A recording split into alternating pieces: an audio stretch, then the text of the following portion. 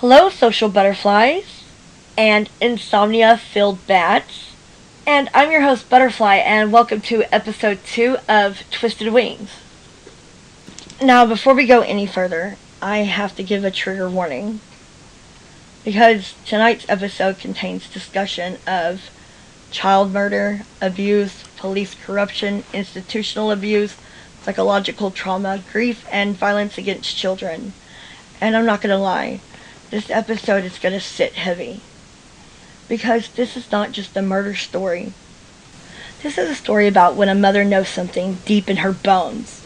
Like her intuition is just going off. And then an entire system decides to gaslight her and deem her inconvenient. This is about corruption dressed as authority. Ego disguised as professionalism. And a city so damn desperate to look competent that it literally handed a grieving mom the wrong child and expected her to smile for the camera for newspapers, because apparently that was so easier than admitting that the LAPD had failed. Isn't that an amazing strategy? I mean, oops, we couldn't find your son, but look, we found a random replacement model. Same general size. It's close enough. Like as if the kid was a missing sock and not a human being. And the worst part, they almost fucking got away with it.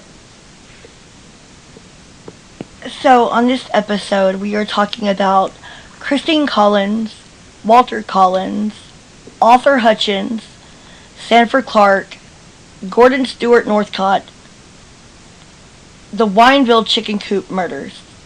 It's one of the most horrifying real-life cases ever turned into film I've ever seen. And if you've seen The Changeling starring Angelina Jolie, you already know that this story leaves bruises. But the real story is just somehow worse. So pour yourself something questionable from the back alley speakeasy. Tug your fedora down low like you've got debts to dodge. And gather around the radio before the cops, the reporters, or the church ladies start sticking their nose where it don't belong. Because tonight, I'm going to take you back to 1928 Los Angeles. A city dripping in sunshine, fake smiles, corruption, and a whole lot of scary shit hiding in plain sight. It always starts small, doesn't it? That's the terrifying thing about tragedy. There's almost never any dramatic music beforehand. No thunder cracking in the distance. No mysterious warning. No cinematic slow motion. Just ordinary life. March 10th, 1928. A little boy named Walter Collins asked his mother for a dime so he can go see a movie. That's it. Just one dime. And somewhere in history, that tiny moment became the dividing line between before and after. Christine Collins gives him the money and heads to work. Let me talk about Christine for a little bit. Because history sometimes flattens women into labels. The grieving mother. The brave mother. The hysterical woman. The emotional woman. But Christine Collins was a real person. She was a single mother working as a telephone operator in Los Angeles. Working long hours. Trying to survive. Trying to raise a son alone in the 1920s. Which, by the way, was not exactly an era overflowing with support systems for working women, let alone single mothers. People romanticized the 1920s. You know, jazz music, flapper dresses, cocktails, vintage glamour. Yeah, if you had, a little bit of money. Meanwhile, women were out here exhausted, underpaid, ignored by institutions, and one disagreement away from being called unstable. Oh yeah, such cute times. Christine worked hard, and by all accounts she loved her son fiercely. So when she came home that evening and Walter wasn't there, it didn't immediately feel catastrophic at first. Because kids run late. Movies end late. Children lose track of time. But then the hours stretch. Dinner gets cold. The silence changes shape. And every sound outside becomes hope. A footstep. A passing voice. A car door. Every tiny noise says, maybe that's him. But it never is. And eventually Christine realizes something every parent fears on a primal level. Something is wrong. Something is very, very wrong. Her son, Walter Collins, never comes home or is seen ever again.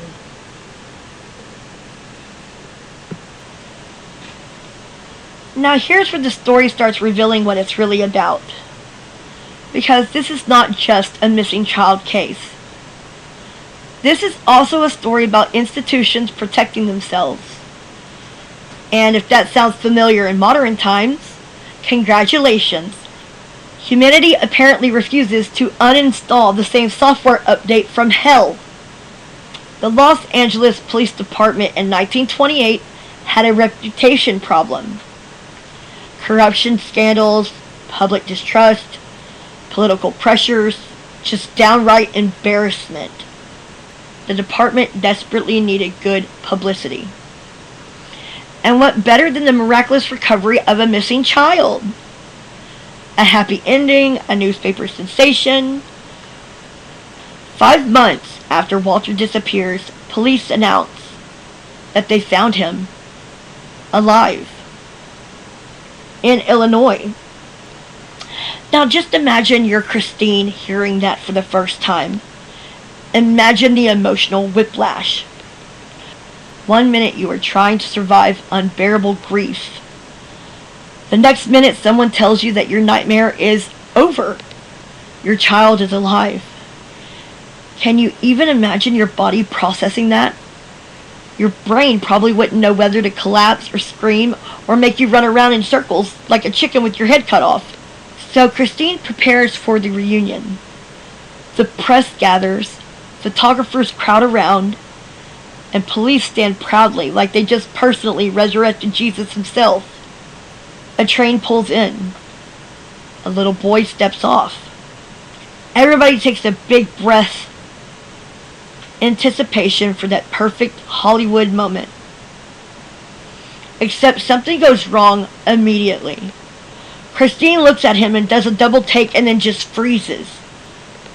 Because mothers know. And I know people love dismissing that sentence as sentimental nonsense, but literally ask any decent parent. There are things you recognize beyond logic. The shape of a voice, the rhythm of movement, the way someone stands, the energy of presence. Christine knew instantly. That boy was not Walter Collins. That was not her son. Not maybe, not possibly, not... She was confused.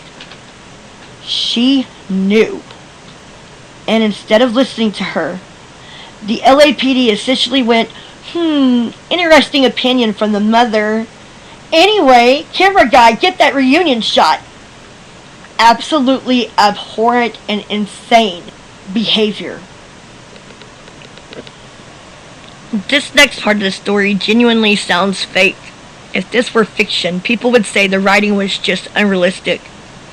Christine tells police, that is not my son. And instead of investigating further, they pressure her to take him home anyway, on a trial basis. On a trial basis. Excuse me? Like he's a mattress from Costco or something? Like she can return him within 30 days if she's not satisfied? Who says that to a mother? And yet, that is exactly what happened. Because the police did not want truth. They want a resolution. Those are not always the same things. In fact, sometimes they are complete enemies. The LAPD had already told newspapers Walter was found. They already celebrated themselves publicly. They already built the narrative. And systems hate admitting mistakes after they printed the victory banners.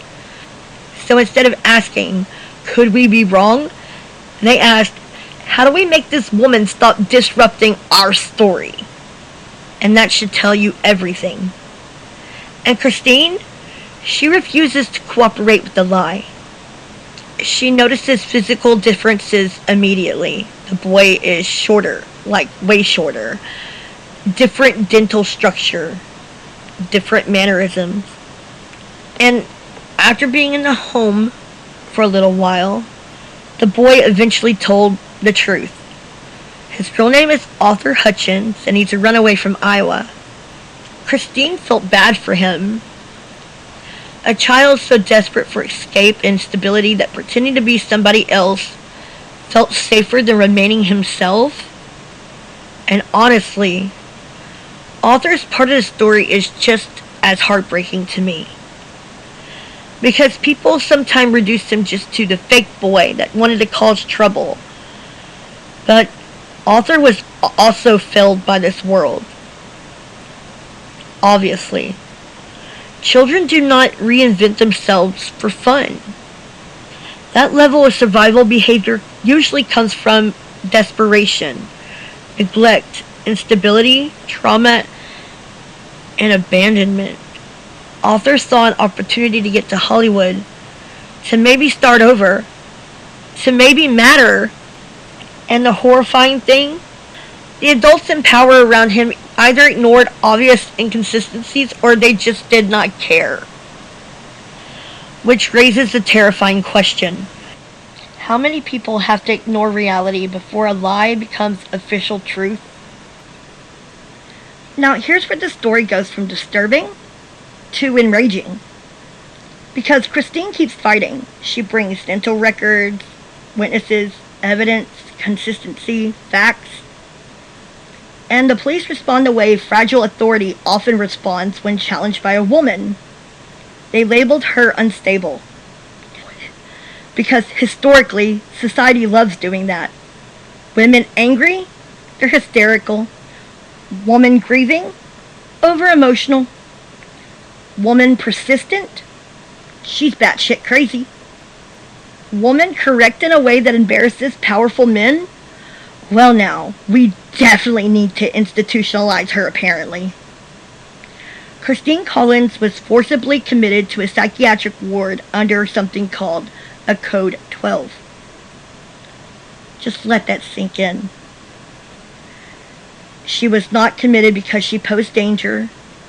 She was committed because she refused to publicly agree with the police. That is authoritarian nightmare fuel. And the truly chilling part? This was not rare for the era. Women were institutionalized constantly for being inconvenient. Too loud, too sexual, too opinionated, too sad, too traumatized, too truthful, too bad you're gonna get institutionalized. History has a very ugly pattern of weaponizing mental health language against women who challenge systems. And before anybody listening gets too comfortable thinking, oh, thank God that doesn't happen anymore. Really? Yes, sure. Because women are still dismissed medically, still doubted professionally, still labeled emotional in situations where men are labeled assertive. And Christine sat inside that institution knowing something horrifying. Not only has she lost her child, the system was trying to erase her reality too.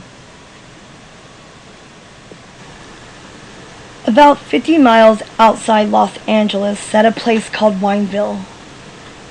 Now, first of all, the fact that this place was originally called Wineville somehow sounds both fake and sinister. Like either it's a vineyard retreat or the setting of every horror movie where absolutely nobody should enter the basement. And on a chicken ranch there, something monstrous and evil was happening. A man named Gordon Stewart Northcott lived there with his nephew, Sanford Clark, who was 13 years old. And what Sanford endured is difficult to even comprehend. Because Sanford was not simply just a witness. He was made to participate. He was a child trapped inside sustained terror, abuse, violence, control, threats, psychological torment, rape, and torture. Northcott ruled that ranch through fear, and little boys were disappearing. Now, here's something deeply important about this case. The truth ultimately surfaced because Sanford Clark survived long enough to speak. I want you to run that through your head again. A child carried the weight of exposing a nightmare adults failed to stop. That should just absolutely make people sick. That should haunt people. Sanford eventually told authorities what was going on that ranch. And what investigators uncovered was horrific and gruesome. There were human remains, blood evidence, personal belongings such as shoes, shirt, coats, hats. There were signs of repeated violence, blood on axes, blood in the chicken coop. The media eventually started calling them the Wineville Chicken Coop Murders, because apparently naming atrocities after farm equipment somehow softens them. Spoiler alert, no it fucking don't. Northcott was suspected in the murders of multiple boys, possibly in the hundreds, but definitely more than 20. And among the possible victims, Walter Collins. Which means while Christine was locked away being told she is delusional, her son may have already been dead. Do you understand how fucked up and monstrous that is? A grieving mother institutionalized while the actual horror sat undiscovered nearby.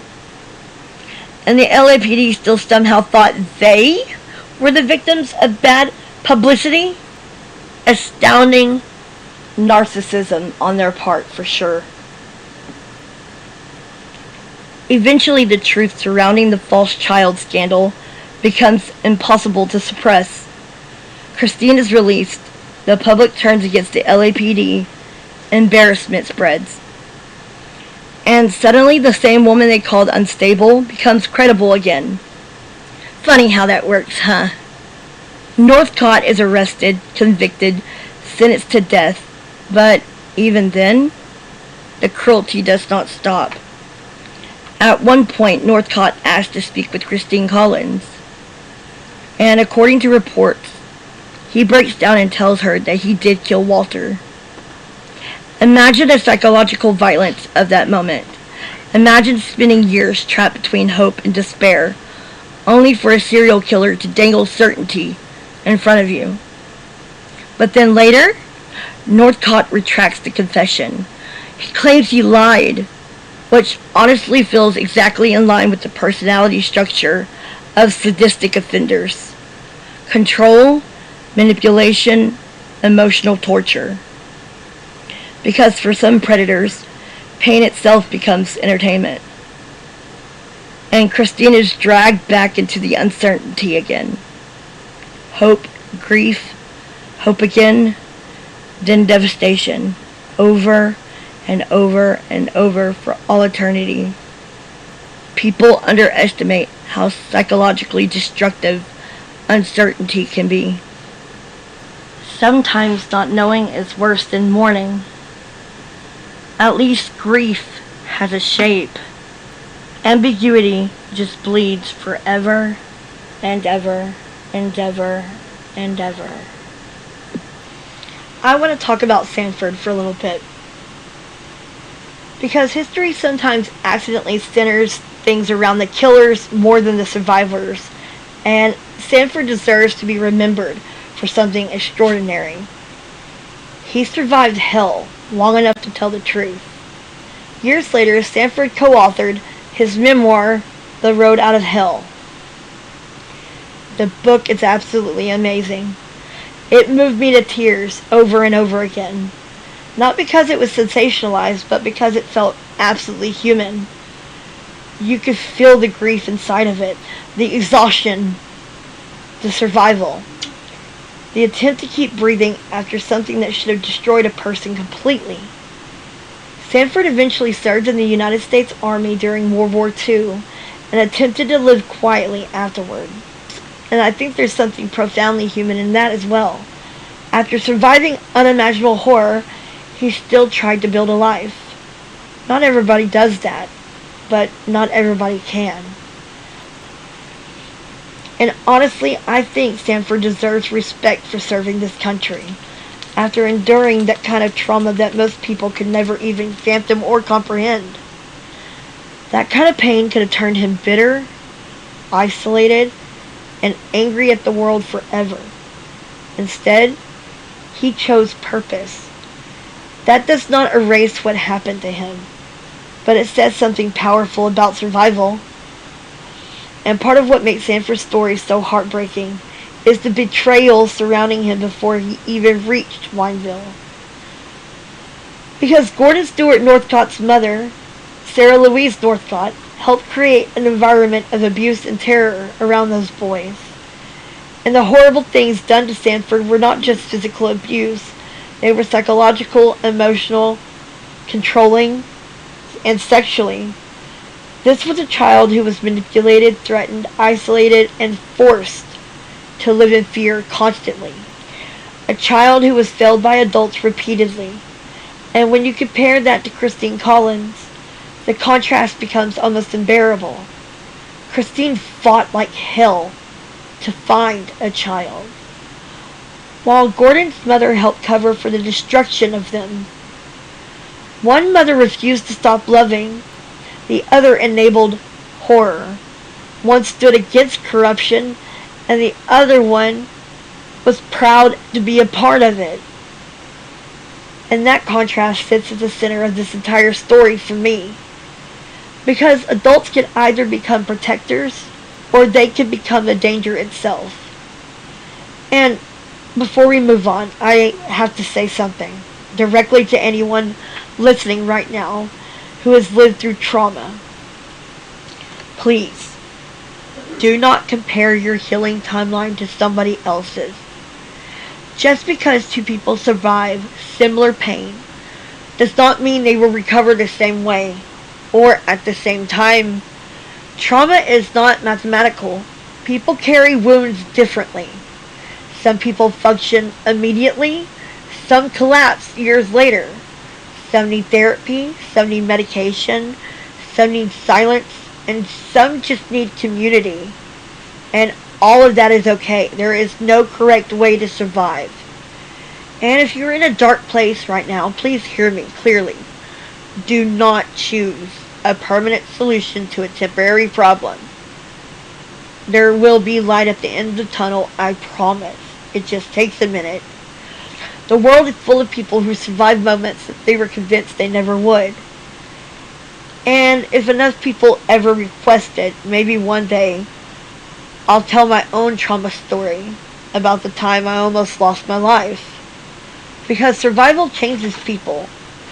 And sometimes hearing somebody else survive helps us hold on long enough to survive ourselves. I also want my listeners to know this. You can confide in me without judgment. Seriously. Whether you are struggling with addiction, grief, trauma, abuse, depression, fear, or just trying to survive your own mind some days, you are not alone in that. Believe me, I'm right there with you. And if I can help in whatever way possible, even if it's just listening, I will. Because silence is where shame grows best. And none of us were meant to carry unbearable things completely alone. I am here for you. Always. In 2008, director Clint Eastwood brought this story back into public consciousness with a movie called Changeling. And let me tell you, that movie hurts. Especially if you're a parent. Because at its core, The Changeling is not really about murder. It's about gaslighting. Institutional gaslighting. The terror of knowing reality while everyone around you insists you're insane. And honestly, that fear hits deep because most people experience smaller versions of it. Being dismissed, being doubted, being told your instincts are irrational. Now multiply that by losing a kid. Then multiply that by corrupt police, media pressure, and psychiatric imprisonment. It's suffocating. And Angelina Jolie plays Christine with this quiet exhaustion that makes the story feel painfully real. Not theatrical, not exaggerated, just worn down. Like someone fighting while emotionally bleeding out. This case still resonates because it taps into something more ancient and terrifying. What happens when institutions become more invested in protecting themselves than protecting people? And honestly, how often does that still happen? Because systems are made of humans, and humans protect their ego, and they fear humiliation. And then humans will manipulate narratives. That part hasn't fucking changed since 1928. But motherhood sits at the center of this story. Not the Pinterest version of motherhood, not the greeting card and flower version of motherhood, but the brutal version. A version where love becomes stubbornness, where instinct becomes warfare, where refusing to surrender memory becomes an act of resistance. Christine Collins never stopped being Walter's mother. Not when police mocked her, not when reporters doubted her, not when the institutions tried to fry it from her brain. And maybe, just maybe, that's why this story survives. Because beneath all of that bullshit, there's still love. Relentless love. Unconditional love. The kind that keeps saying, no, I will not give up looking for my kid. Even when the rest of the world wants you to sit down, shut up, and be compliant. I've been asked, why would I want to listen to stories like this? Heck, why would I even want to repeat them? Why reopen old wounds? And my answer is simply this.